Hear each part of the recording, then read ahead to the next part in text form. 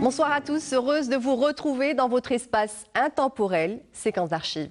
L'émission de ce soir sera consacrée à un pilier du théâtre algérien très peu connu par la nouvelle génération. Et pourtant, elle aura marqué les annales du 4e art et ouvrira la brèche à des centaines de femmes après elle, à des domaines artistiques où leur participation était tout bonnement taboue.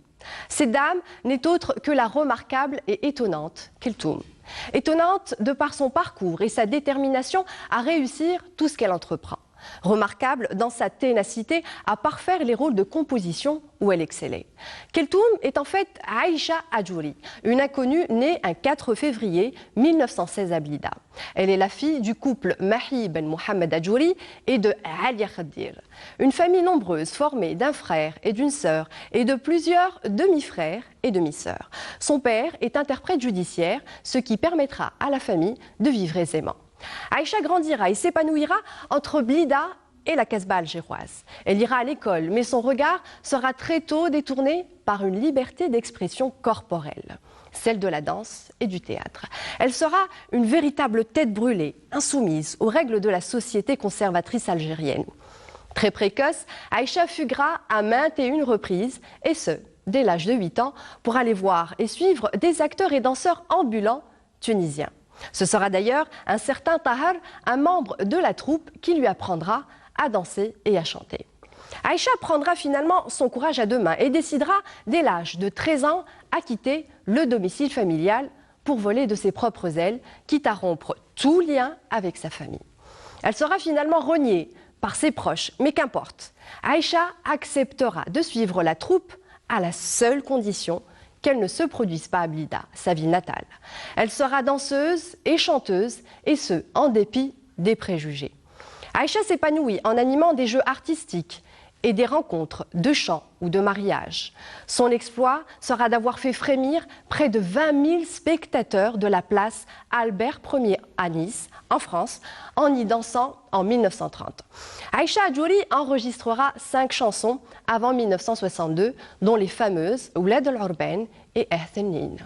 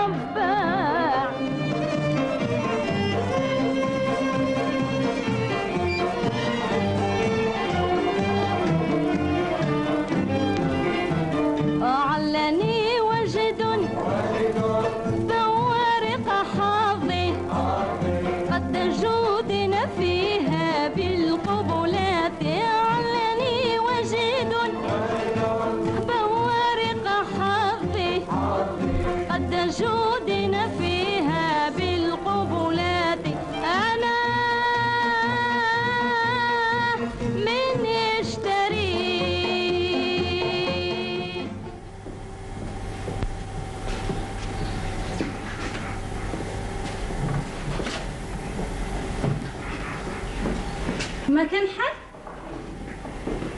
Il n'y a personne? Si, je suis là. كاش ما تسحقي يا خليقة، راني واجد لكل واحد. شبيه هادي؟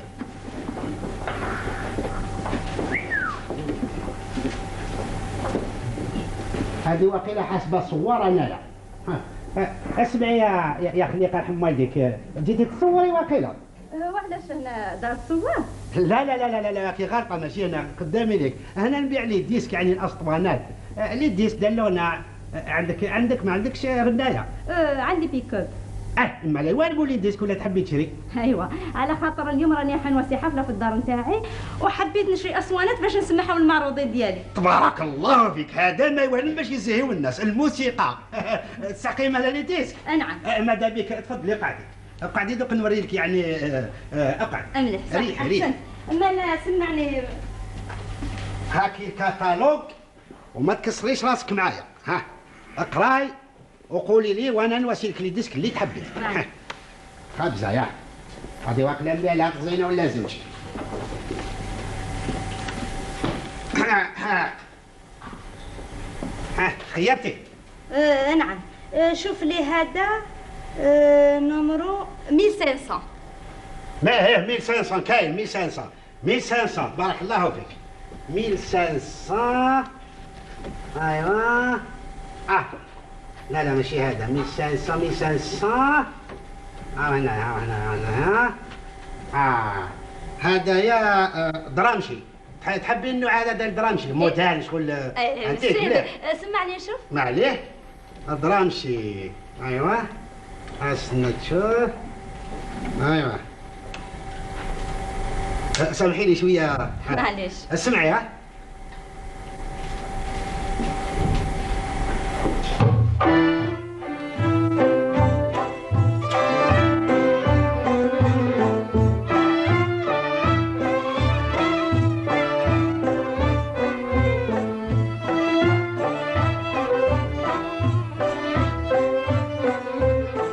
نهوك يا دنيا والغرام حرام عليا. نهواك يا دنيا والغرام حرام عليا. نار حبك لهبت فيا. نار حبك لهبت فيا. وجود القيد وجود القيد وجود القيد وجود القيد ما خلاني